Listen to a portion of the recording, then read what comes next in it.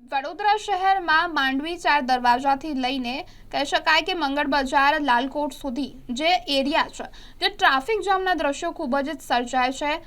આમ તો કહી શકાય કે વડોદરા શહેરમાં દર 5-5 મિનિટે જે ગાડી ઊંચકી લઈને જતા હોય છે તે અનેક વખત અનેક જગ્યાએથી કહી શકાય કે નો પાર્કિંગમાં પાર્ક કરેલા વાહનો ઉંચકીને લઈ જાય છે, પરંતુ આ વિસ્તાર કે જ્યાં ભરચક છે, બાઇક હોય, રિક્ષા હોય, 4 વ્હીલર હોય, કોઈ પણ વાહન હોય, જે યલો પાર્કિંગ ઝોન હોય છે તેમાં તો પાર્ક કરે જ છે, પરંતુ આડેધડ જે આ જગ્યા મંગળ બજાર એરિયા કહી શકાય કે આડેધડ પાર્કિંગ લોકો દ્વારા કરવામાં આવે છે। શું તંત્રની નજર આ બધી જગ્યા પર નથી પડતી?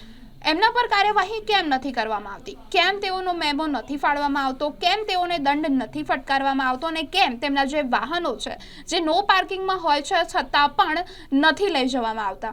ત્યારે કહી શકાય છે કે તંત્ર દ્વારા પણ ફેવર કરવામાં આવતી રહ્યો હોય। આ જે એરિયા છે, જે ભરચક એરિયા છે, આડેધડ પાર્કિંગ કરવામાં આવી છે છતાં પણ તંત્ર દ્વારા કોઈ કાર્યવાહી નથી કરવામાં આવતી।